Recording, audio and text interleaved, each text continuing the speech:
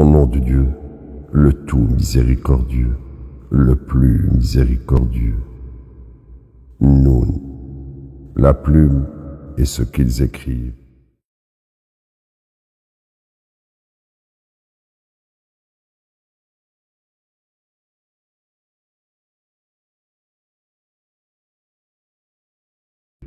Tu as atteint une grande bénédiction de ton Seigneur. Tu n'es pas fou.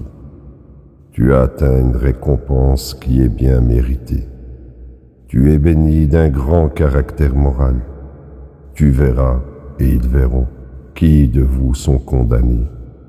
Ton Seigneur est pleinement conscient de ceux qui se sont écartés de son chemin, et il est pleinement conscient de ceux qui sont guidés. N'obéis pas aux négateurs. Ils souhaitent que tu te compromettes pour que eux aussi puissent se compromettre. N'obéis pas à tout vil jureur, calomniateur, médisant, prohibiteur de charité, transgresseur, pécheur, ingrat et avide.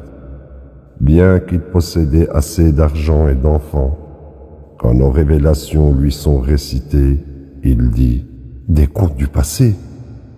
Nous marquerons son visage. Nous les avons testés comme nous avons testé les propriétaires du jardin qui juraient qu'ils en feraient la récolte au matin. Ils étaient si absolument sûrs. Une tempête de passage venant de ton Seigneur passa dessus alors qu'ils étaient endormis. Au matin, il était à nu. Ils s'appelèrent le matin: allons faire la moisson. En chemin, ils se confièrent les uns aux autres, qu'à partir de ce moment-là, aucun d'entre eux ne serait pauvre.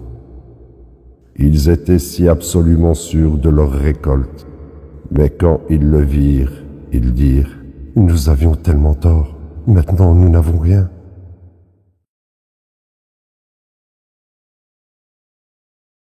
Le juste parmi eux dit: si seulement vous aviez glorifié Dieu. Ils dirent: gloire à notre Seigneur, nous avons transgressé. Ils commencèrent à se blâmer les uns les autres. Ils dirent: malheur à nous, nous avons péché, puisse notre Seigneur nous en accorder un meilleur. Nous nous repentons auprès de notre Seigneur. Telle fut la rétribution, mais le châtiment de l'au-delà est de loin pire. Si seulement ils savaient. Les justes ont mérité auprès de leur Seigneur les jardins de la félicité. Devrions-nous traiter les soumis comme les criminels? Qu'est-ce qui ne va pas avec votre logique? Avez-vous un autre livre auquel vous vous conformez? En lui trouvez-vous tout ce que vous voulez? Ou avez-vous reçu des assurances solennelles de notre part qui vous accordent tout ce que vous voulez le jour de la résurrection? Demande-leur: qui vous garantit ceci? Ont-ils des idoles? Que leurs idoles les aident s'ils sont véridiques.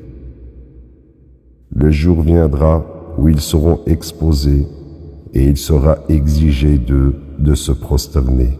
Mais ils en seront incapables. Avec leurs yeux baissés, l'humiliation les couvrira.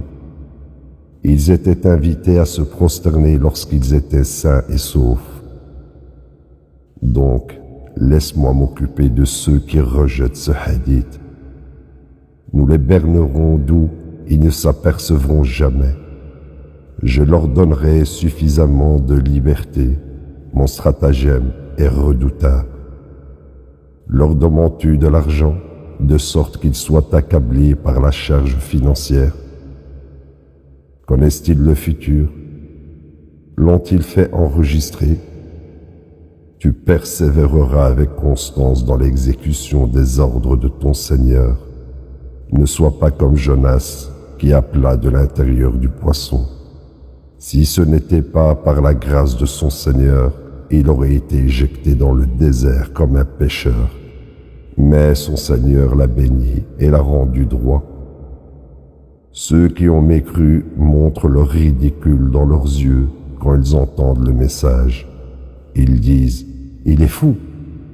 C'est en fait un message pour le monde. La ilaha illallah